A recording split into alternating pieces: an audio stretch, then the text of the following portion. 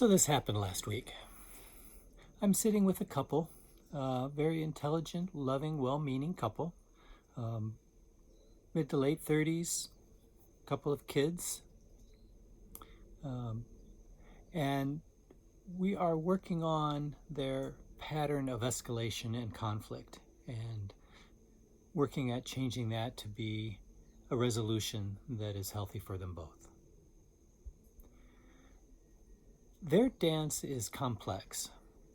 It is complex not in the sense that you can see how they escalate each other by scaring each other, by hurting each other, by saying things that will inflame the other. The part that makes it complex for them is in virtually all of their conflicts, they have this pattern of merging two separate conflicts into one, which makes it very confusing for them, and they keep getting lost, and it just creates more escalation. So you can see its usefulness. The more escalation, at some point, one of them scares the other enough, everything gets shut down, and they go and avoid each other for a day or two before they start to come back. So that's the dance that this couple has done for several years. And this last week in my office, they were both caught up into this dance. They let me into the dance as it was happening.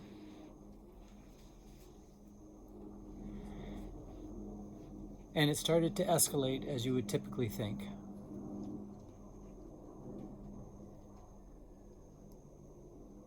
But then I brought up this idea that the work that they're really doing beyond learning how to have conflict resolution skills and good communication and work together as a team, what they're really doing is heart work, the great big capital H. And if we're going to proceed any further than this, we have to look at it from a heart perspective. So I have introduced to this couple before, and other couples, this concept of using your heart in a very specific way. Think of it as a three-legged stool. You need all three legs to have a solid underpinning. Going into a conflict, you need a solid underpinning so it doesn't escalate. And what this entails is two things. Loving yourself first, and putting yourself first. Both things about you come first. Loving yourself first.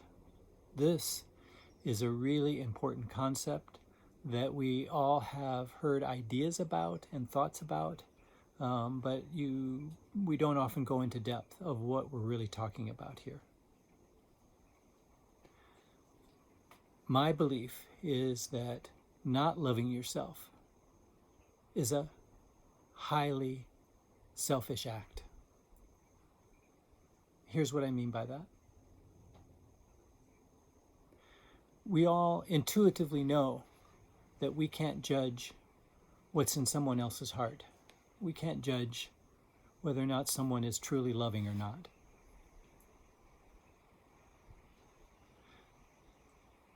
So we think we can judge ourselves. But think about this. The judging part of ourself comes from our ego. And our ego has three main purposes: to analyze, to judge, and to create fear. So do you really think from this limited view of yourself that you can accurately judge the goodness in your heart, just like you can't actively judge the goodness in another? That's what I mean by selfish.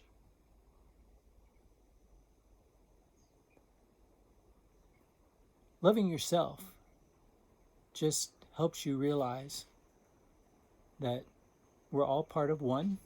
We're a oneness, not separate. We're all part of God. One part is no better than another. We're all equal there. We're all pure love at our core. And to be loving is our natural instinct. To cut off loving is what we've been taught. Fear is what we've been taught. Distrust is what we've been taught. Those aren't our true, that's not our true nature. Loving is our true nature. So this is why it's so important to see your loving self and that you are a loving person. Because if you can see that in yourself, then of course you can begin to see it in your partner, in your other.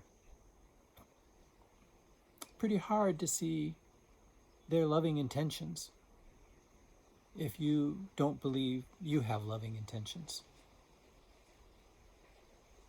So see your own loving yourself first.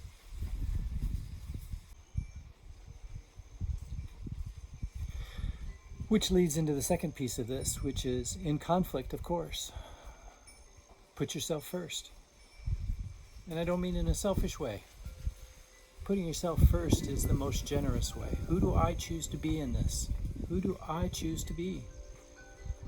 Because if we know we have a choice, we're going to pick the higher choice over the lower choice. Do I choose to be loving, curious, kind, patient, understanding? Do I choose to be defensive, argumentative, spiteful, mean-spirited? You choose. We always choose. So let's make that choice conscious from our loving self. What would you choose? So who do you choose to be is the first leg of this three-legged stool.